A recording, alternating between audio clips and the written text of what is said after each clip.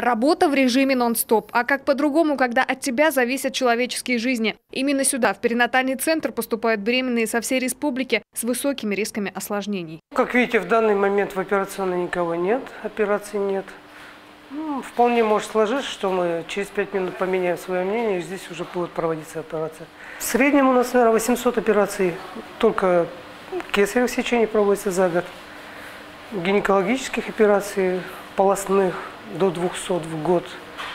Эти объемы только еще растут, так что с каждым годом все меняется. Здесь действительно все меняется молниеносно. Кроме плановых операций, которые обычно длятся не больше часа, есть и экстренные, порой длиной в целый рабочий день. Организовать процесс, снабдить лекарствами, расходными материалами, обеспечить анестезиологическую защиту. Задач перед Шараповым немало. Впрочем, он справляется и вполне успешно, говорят коллеги. Кажется, для него работа – это и есть целая жизнь. Работа не оставляет, конечно, и дома нас. Тем более, зная, что там происходит. Да, и в отпуске бывает такое. Потом постоянно сравниваешь, что-то анализируешь, прошлые года, за какой-то определенный период времени. Да и пусть после любого какого-нибудь инцидента то же самое переосмысливаешь. Учишься, да и на своих ошибках, свои ошибки тоже бывают.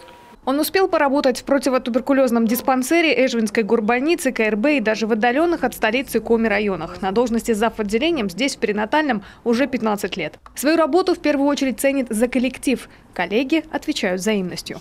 Очень скромный доктор, заведующий отделением, но незаменимый на все случаи сложные, которые к нам поступают из республики, в целом Республики Коми, те, которые поступают из других учреждений, из города Сыктывкара. Конечно же, на самые трудные случаи мы привлекаем Глеба Александровича. Сегодня акушеры-гинекологи не представляют работу без анестезиологического и реанимационного прикрытия, потому что акушерство – это экстренная ситуация, когда нужно быстро все делать, быстро принимать решения. Сегодня для анестезиологов на первый план помимо обезболивания выходит контроль аномалий родовой деятельности. Если что не так, то это к Шарапову. Есть у него и совсем маленькие пациентки, с ними сложнее, признается доктор. Впрочем, никто и не обещал, что будет легко.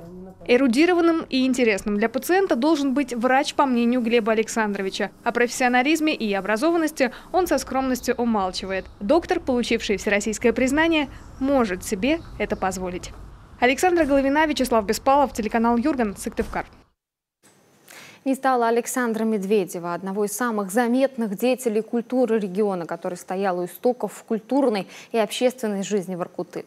В заполярный город он приехал в далеком 1974-м. Сначала руководил агиткультбригадой, потом стал начальником управления культуры. А однажды даже снялся в экранизации романа «Война и мир», который ставил Сергей Бондарчук. 2 года назад наши воркутинские коллеги даже сняли передачу про творческое наследие Александра Федоровича. Хочется сказать, что культурное наследие Дворца культуры Шахтеров большое. И это центр культуры, который дает подпитку очень многим людям, исполнителям, творческим людям. Это большой, трудоспособный, интересный, талантливый творческий коллектив. Даже выйдя на пенсию, он продолжал работать на благо города и региона. При его поддержке создан Воркутинский центр национальных культур. Заслуженный работник культуры Коми СССР, председатель общественного совета Воркуты. Он был в числе создателей той культурной жизни Воркуты, которую мы знаем сейчас.